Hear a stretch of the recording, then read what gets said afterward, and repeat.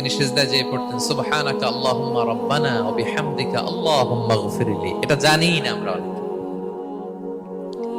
সুবহানাকা আল্লাহুম্মা রাব্বানা ওয়া বিহামদিকা আল্লাহুম্মা ইগফিরলি এর অর্থ হচ্ছে, হে আমার রব, আপনার পবিত্রতা ঘোষণা করছি, আপনার প্রশংসা আমরা করছি, আল্লাহ আপনি আমাকে ক্ষমা করে দেন, আল্লাহুম্মা ইগফিরলি। এই দোয়াটা বিষ্ণু ইসলাম পড়তেন।